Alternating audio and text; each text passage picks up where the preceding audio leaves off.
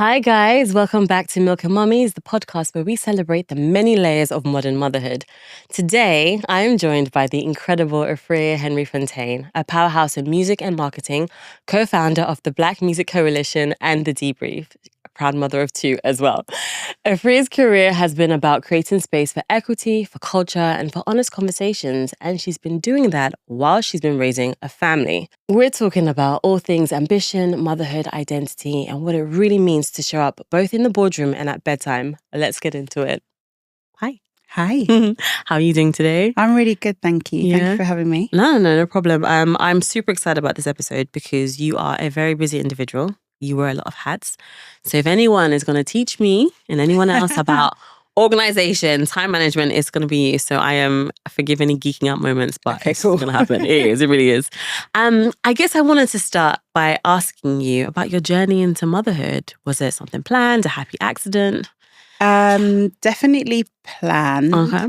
I always wanted to be a mum. I had a really clear timeline.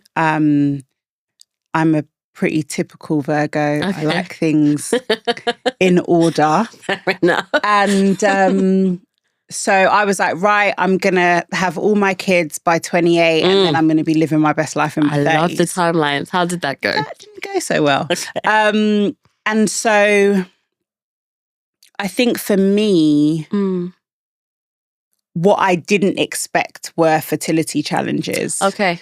And so that's where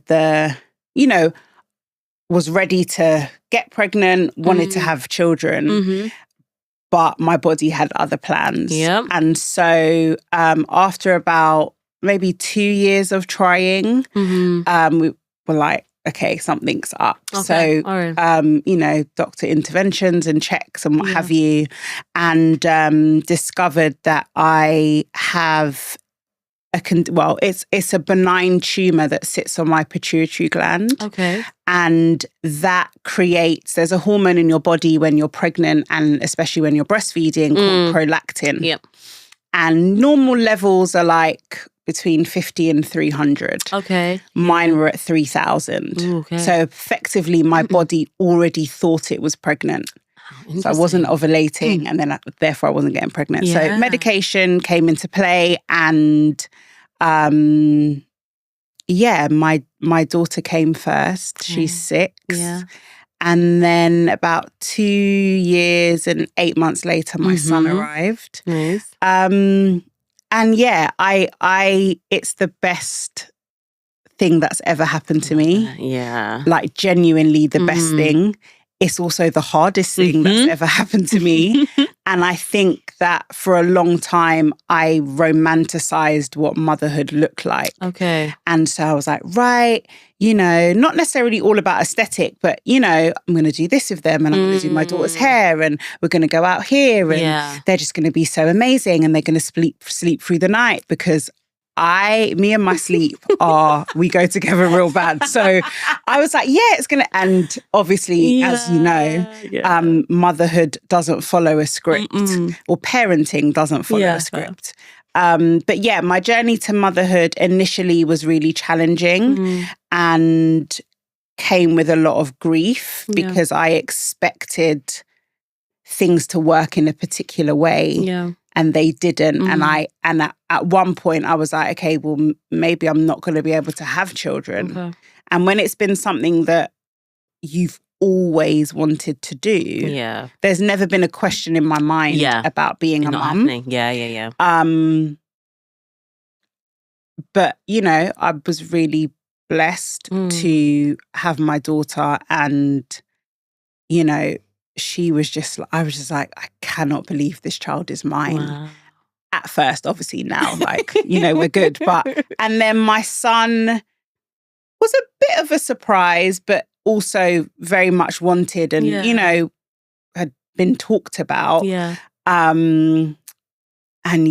There's nothing like a boy mum like love affair. Like he's obsessed with me and equally I'm obsessed with him. There we go. So it's been a journey, but got there eventually. That's and great. Were you able, whatever help or guidance you needed, were you able to access that quite easily?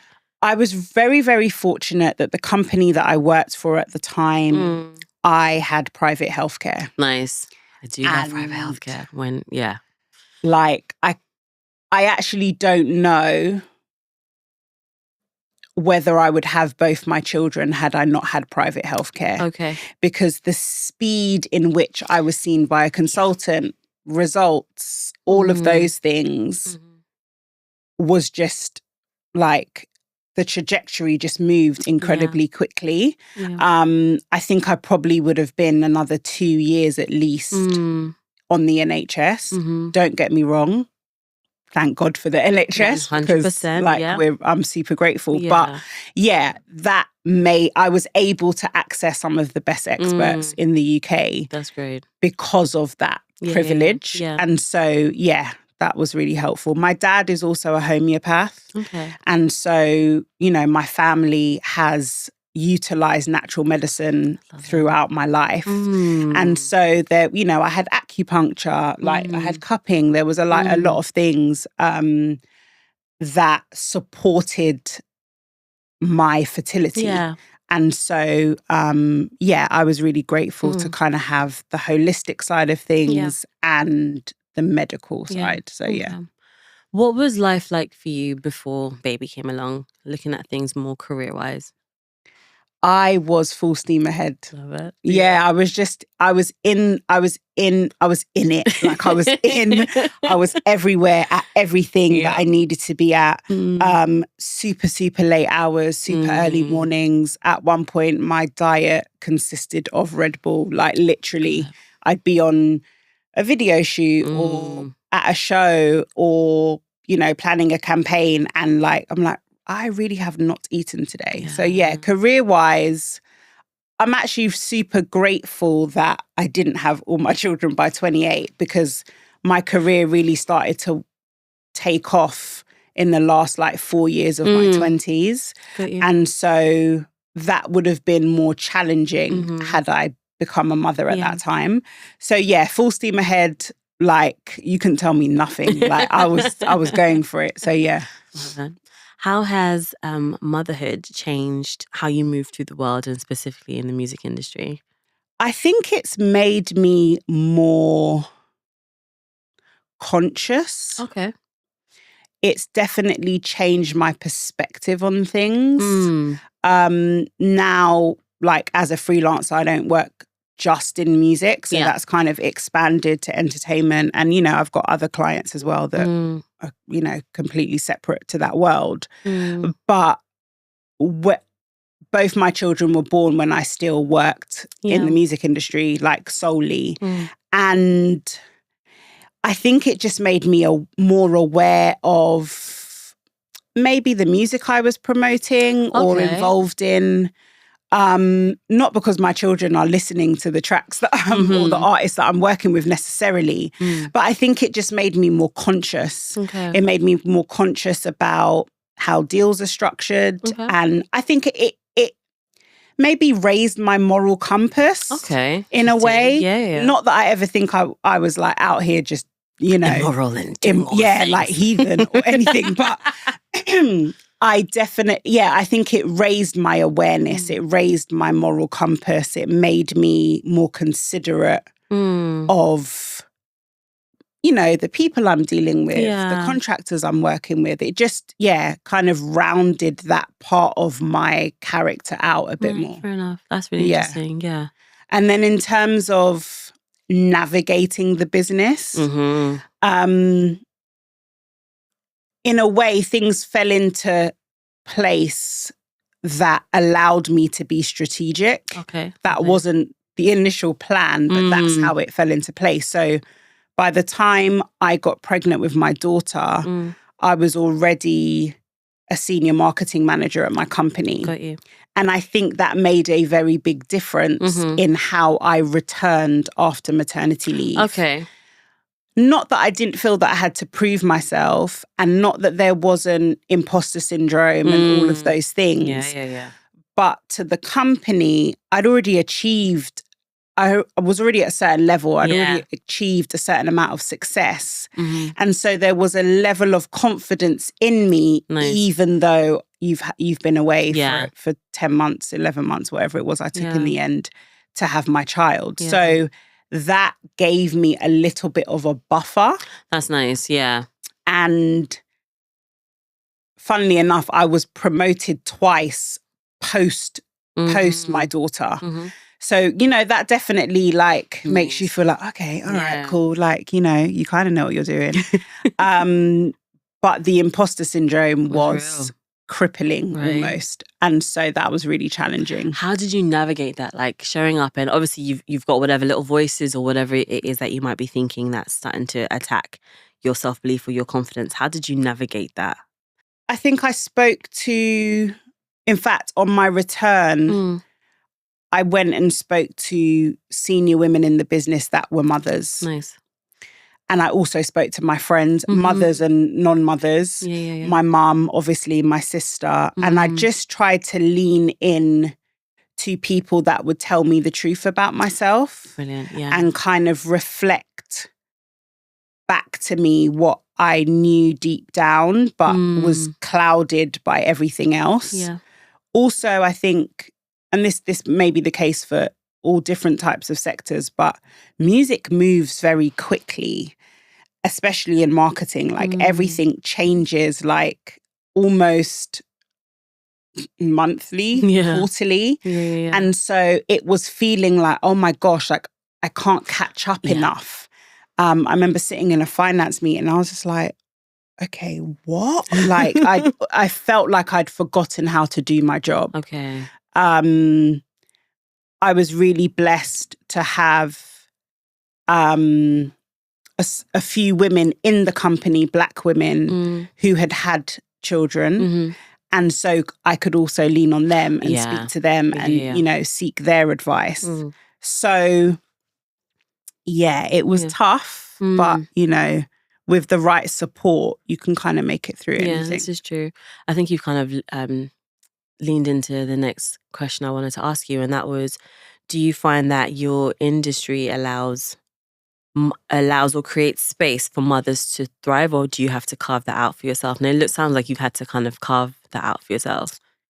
Yeah, I mean, I worked for a company that is a privately owned company, and so they decide what their maternity packages look like. Okay. And I was very, very fortunate. You get full pay for 6 months and, you get kit days, which I know a lot of other people benefit from as well. And then you've got an additional 6 months that's statutory.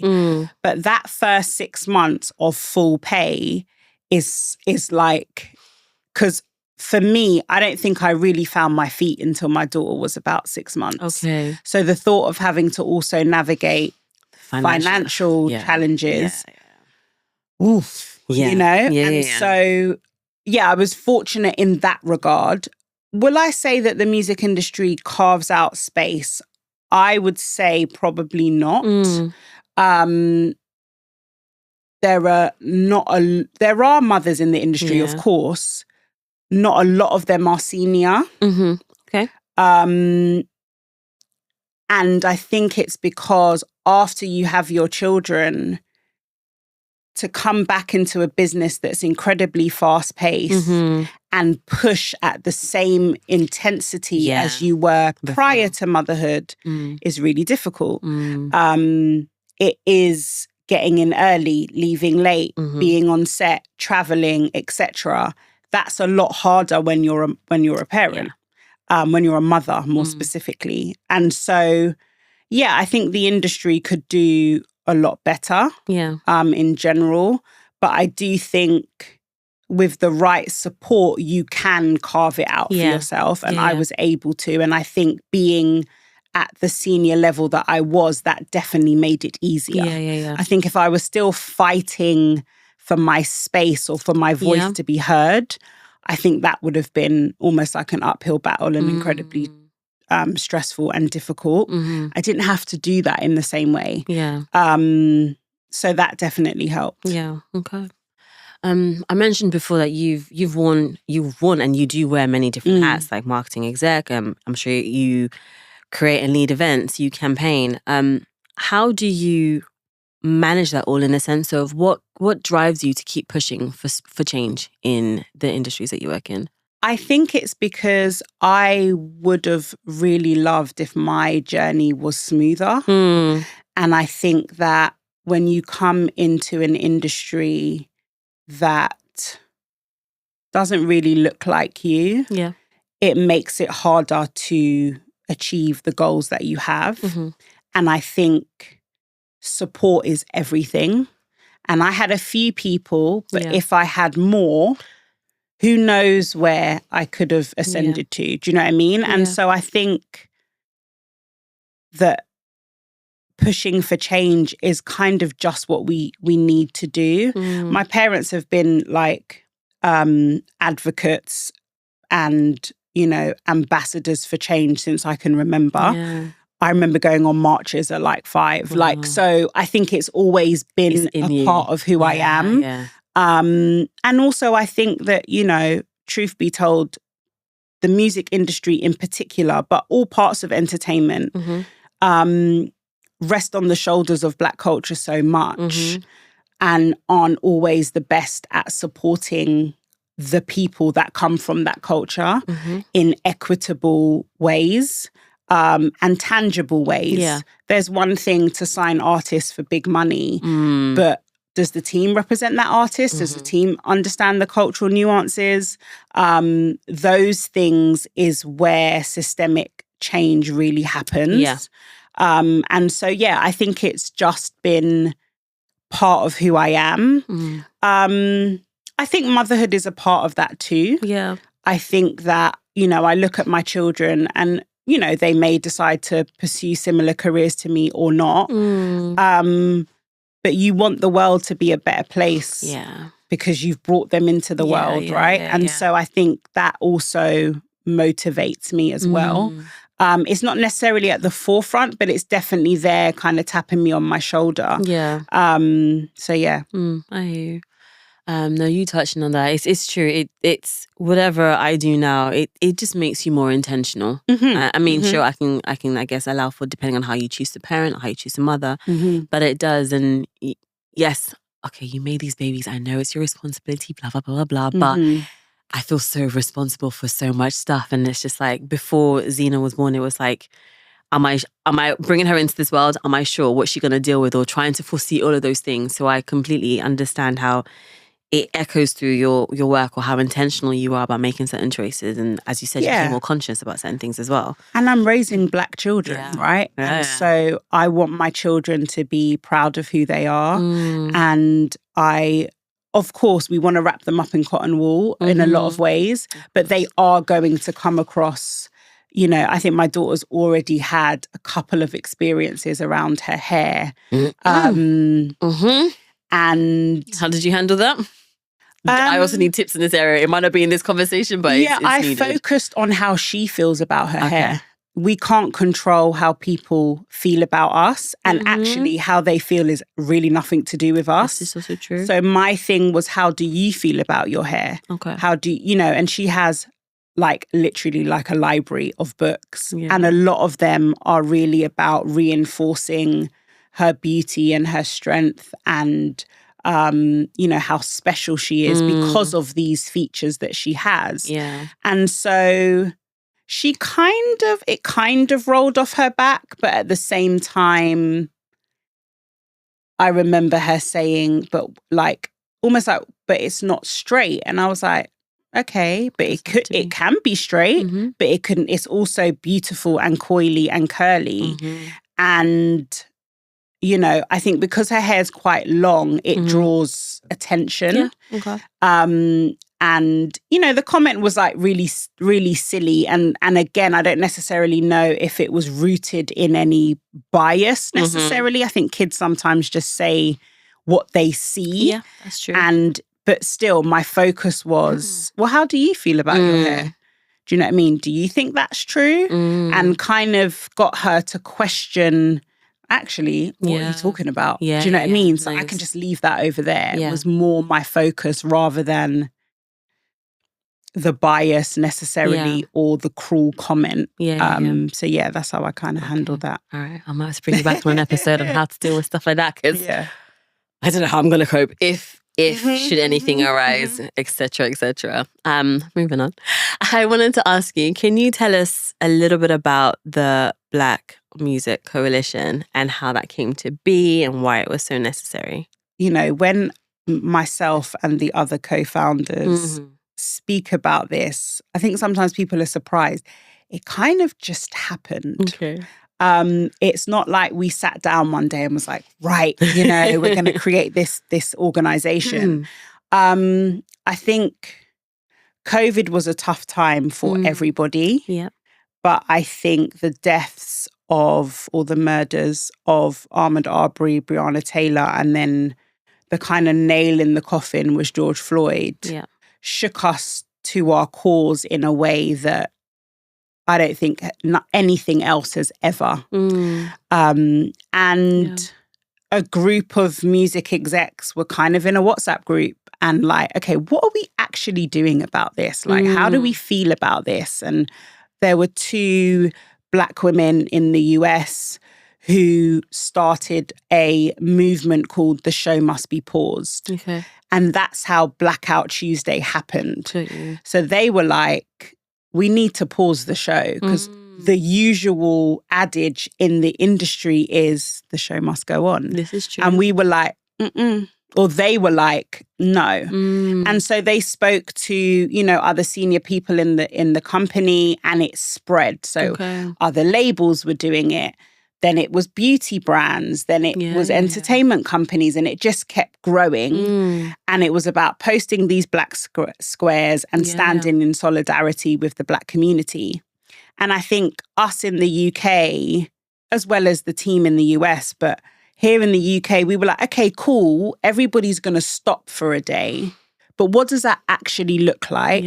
And how do we harness this moment? And so kind of a smaller group of us came together, all Black women.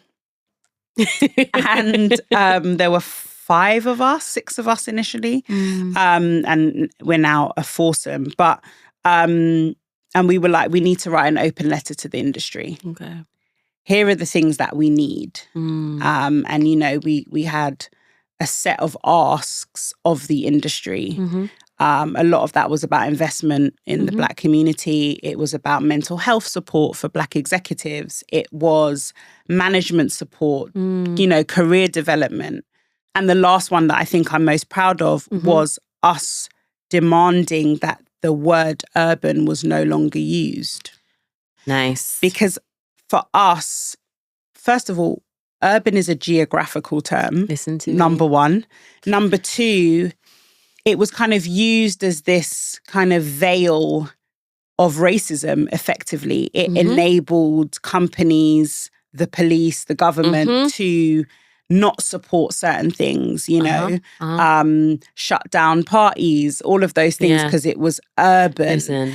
And we and also not give credit to the originators of the culture. And I think that was the biggest part for us. It's this is Black, call it what it is. So if you're going to deny us access to this, then it's Black music that you are denying. And that's attached to a culture and a people. And it's still used somewhat in the US, and because they have a completely different connotation for it there. But here in the UK, we don't use that word anymore. Yeah, it used to. The first time I ever came across the word urban, I was like, I don't understand. Why is this happening? And then I started seeing more and more people use it. And then more and more, say, music artists that really would be saying it as well. And I'm like, but what are you trying to tell me? And it used to frustrate me so much because I felt like I was the only one who was saying that. Like, why is this the word of choice? How is it making sense to you? And you're the person in the industry repping this. Make it make sense. And I was like the little weirdo in the corner. Just like, it never made sense. But I think it just became this thing that people said. And it doesn't mean that other cultures can't participate in Black music. That's always happened. But let's give credit where credit is due.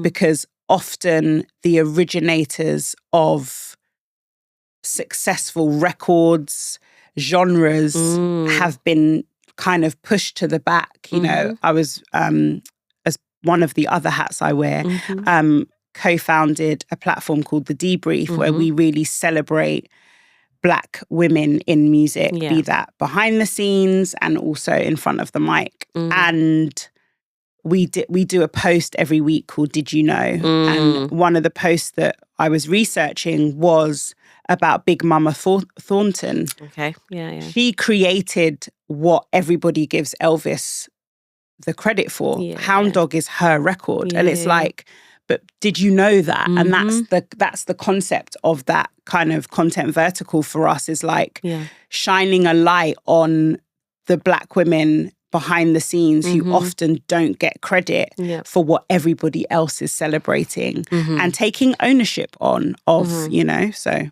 Yeah, okay. So, yeah. With some of what you've just described, what does balance look like for you when you're balancing career and work and also motherhood? Are you able to find balance, or is it a total myth? I am now. Okay. I think I'm 6 years in. My daughter's 6. My son is 3. And I think I am able to find balance. It took me a minute to get into the groove of that. Yeah. But actually, how I found balance is prioritizing myself. Okay. That's been the way that I've been able to navigate that. Because really simply, I can't be a great mum if I'm not a great woman. Yeah. And if I don't take care of myself, and if I don't invest in myself and pour into myself. I recently traveled for a work trip, and my daughter said, or was it my son? I can't remember now. He was like, "Why do you go to work?" And I was like, "'Cause I love it." Nice, okay. And he was like, "Okay, what do you like? What do you love about it?" Or they were, you know, kind of tag teaming me, to be honest. It was like, "Well, why do you love it?" And I was like, "Because I enjoy what I do. I get to meet new people, you know." And I did this whole thing with them, and that's partly strategic. Like, I want my children to grow up seeing me do things I love, not just I'm going to work because I have to, babe, because I got to pay bills. Like, yeah, of course, that's part of it. But I love what I do. And I'm in a really privileged position to do the work that I do because I actually enjoy myself. And prioritizing me and not that it feels strange to say that, because I'm really kind of comfortable in that decision, but I appreciate that there's a lot of messaging to mothers about their kids being their number one priority. And on some level, of course, that rings true. Yeah. But if I am on the floor on my face, when that tantrum licks, I ain't got nothing to give you. Like, I haven't. I can't parent the way that I'm consciously choosing to if I'm forever overstimulated, burnt out, etc. And so I have a great village, you know, I have a really strong village. And, you know, that is how I'm able to do it. You know, I'm able to fly out for a week and you know, deliver this event and work on this project because of that village. Do you know what I mean? My mum is an absolute godsend. And has always been like heavily involved in my children's lives from when they were like really small. And so they're super comfortable with being with her. Yes, they miss mummy. Yes, you know, why, you know, when are you coming back? Of course, all of those things come. But yeah, I'm really prioritizing myself. Probably the last 3 years, I'm like, okay, I go to the gym 3 days a week. I'm in therapy. I'm reading. There's things that I'm doing to fill my tank so that I can give them good sustenance. Because when I parent from a space of being overwhelmed, it's not cute. It's just not I cute. think it's fair and it's good that you know that too. Yeah, like, and you have your days, right? Of like, course, I yeah. try not to shout at my kids, or, I try to, validate their emotions, and I try to do all of those things. But sometimes, what the hell are you doing? Like, do you know what I mean? That's going to come too. And I'm kind of a bit of an old school, new school parent. So I dabble between the two. Yeah. But I can't do a good job if I'm burnt out. Yeah. Time with my friends is super important. Time with myself. There's just certain things I do to fill my cup so that I'm not pouring from emptiness. Yeah, no, that's super, super key and so important. I think I'm starting to get a better balance on things. I'm 2 years in, man. That's when I think it starts to click to you, though. Yeah. Yeah. So that's been quite nice to sit in, and it feels strange. It's weird that it feels strange. I know it's necessary, but it does feel a bit weird that okay, and now baby's off to nursery. So okay, I've got more dedicated time to do X, Y, and Z, and it's fine. Like, it's okay. I don't need to rush back for X, Y, and Z, and so it's interesting wearing that skin. Or wearing new skin. It will, the more you do it, it's like, I guess, like riding a bike or swimming or driving a car. It just becomes second nature to you. And I think if you've got support around you that, holds you accountable to looking after yourself, then it makes it easier. But 1000%, that has been the game changer for me. All right. That's good to know. You touched on it a little bit, I guess. This whole, and I have issue with this, I think. I haven't quite figured out what the issue is, but mum guilt. I was going to ask you, how do you deal with mum guilt as a working mum? But it jars me because we don't have dad guilt. Dads may feel X, Y, and Z, but I don't often hear a dad like, I think dads definitely do. Yeah. I think active fathers definitely miss their children when they're not with them. But society doesn't uphold dad guilt. I think it exists 1000%. I think if you're an active father who, is present, of course, you're going to feel, oh, I miss you. Or, oh, I can't be there for this. Or, okay, mummy's going to have to do that because daddy's got to do this meeting or work with this client or whatever the case may be. Mum guilt's an interesting one for me because, again, I think because I'm looking at motherhood through the lens of looking after myself first, the mum guilt has definitely diminished. Okay. There are, like, I was away recently and my son was really upset one night on FaceTime. And of course, you get off the call and you're like, oh. Yeah. You have those moments. Yeah. But I'm like, okay, but this is my lifestyle, right? So I have to honor the fact that it's important to me to have a, flourishing career. Yeah. It's important to me to be a great mum. It's important to me to be a good friend. It's important to me to look after myself. So in order to do all of those things, you can't do them all at the same time. Yeah. And so for me, it's about what have I put in place to ensure, like, I know you're good. Yeah. You're okay. You've got everything you need. You're with your family. They love you. Okay, I need to, do you know what I mean? Oh, I feel bad. And then, my mum messaged, she was like, he was fine 2 minutes later, kind of thing. Do you know what I mean? So it's like, okay, thanks. Like, you need that. Yeah. You need that. But I think from a global perspective, for me, it's like, I know why I'm doing this.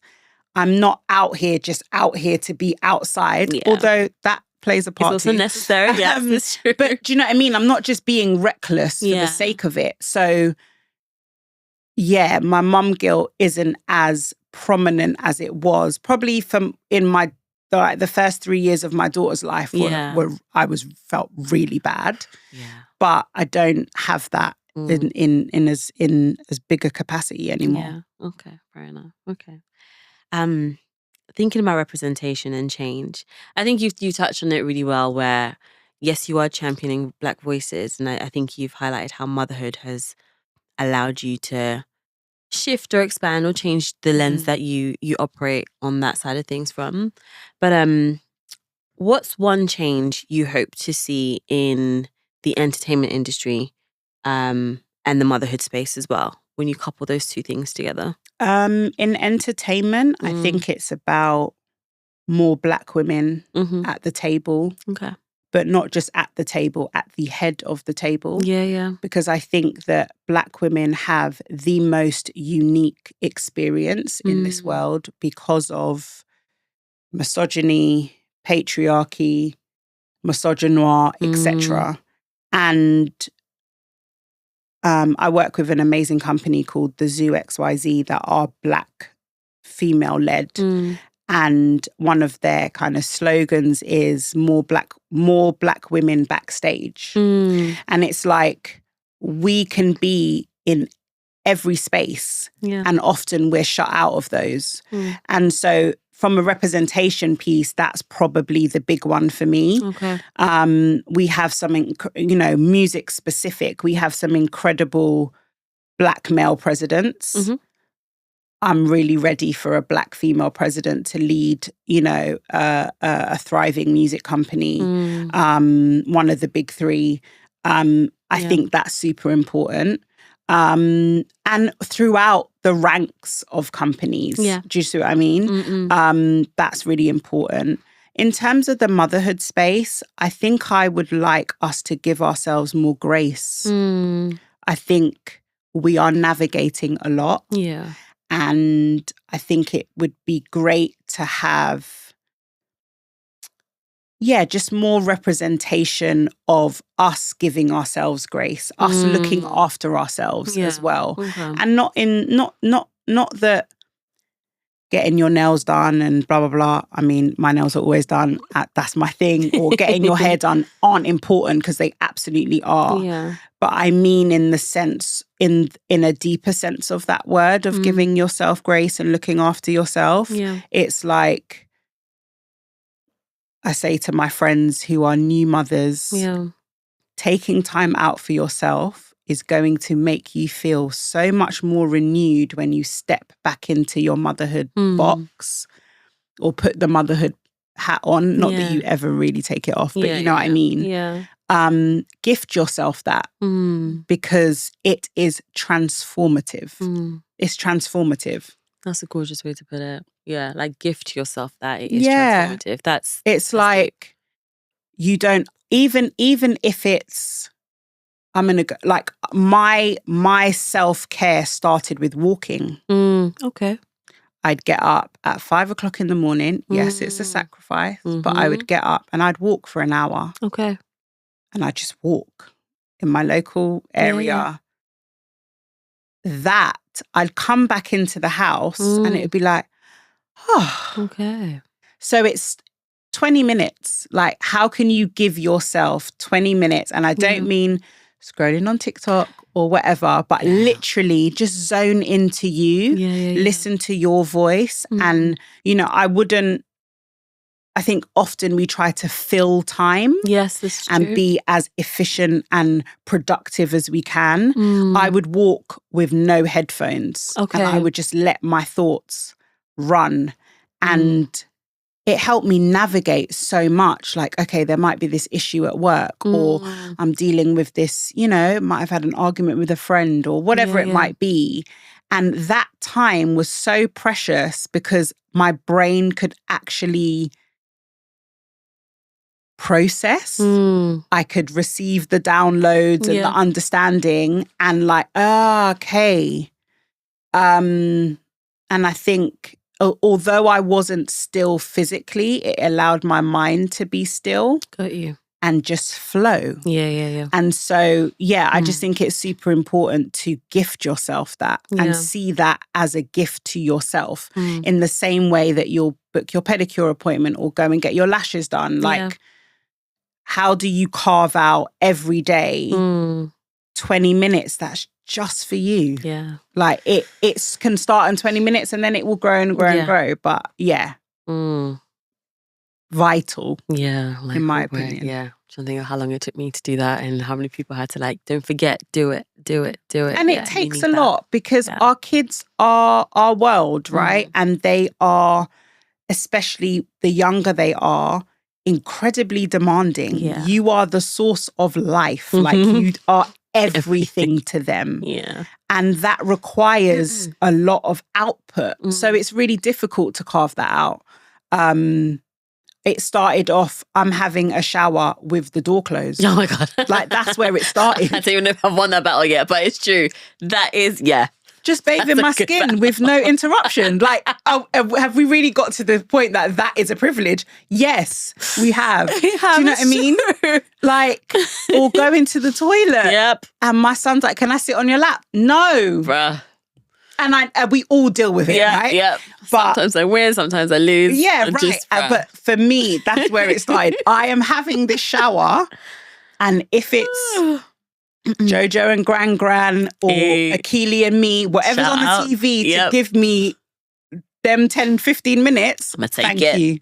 Done. Do you know what I mean? I want to shave my legs without you. Mummy, what's that? Like, don't need to know. Listen, I ended up having this picture done. I'm going to blow it up. And it's literally TMI, it's what it is. Me on the loo with my daughter, having a great time and grabbing my boob. My partner's in the loo with me and he's also that guy. And Max is like, no, I'm involved. No, I need some time. No.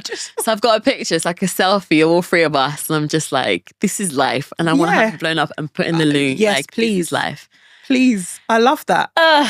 It's hard work. Yeah, but they're demanding. They require a lot. And we want to give them all that we can. But we have to factor in there somewhere. Yeah, no, it's true. Super important. It's very, very true. As you were talking about some of the challenges that you face career-wise or the things that you're building, a question formed in my head. And I'm definitely feel the fear and do it anyway. Mm-hmm. But with you and the team and your co-founders of the Black Music Coalition, the Debrief, with you spearheading things and championing things, Black voices, culture, making space, is it scary? It's daunting. Yeah, okay. It's daunting. I think that all of us have made a lot of sacrifices, most of them unseen, in the pursuit of this work. Yeah. It's also quite a lonely road. There's four of us, we meet every fortnight, but in the middle of those meetings, we are constantly in communication and programming and planning and seeking funding and doing it all. We've had support of some great interns over the years. Nice. That thanks to, some kind of key people in the industry, key Black people in the industry, we've been able to pay, which has always been really important to us. Although the four of us don't get paid, if we're going to bring you in, we're going to pay you. But it's the four of us. Like, it's the four of us fighting the good fight literally every single day whilst juggling our careers. For me, motherhood, our partners, our friends, we're daughters, we are wearing all the hats. Cheryl is an incredible barrister who is literally been on case back to back to back, probably for as long as we've been working on the BMC. That is a lot. Do you know what I mean? Shah's, launched her own consultancy business and, is thriving and juggling clients and, personal stuff. And, Kamali's doing incredibly well as an A&R director. But again, that's a very demanding role. She's also writing a book. You know what I mean?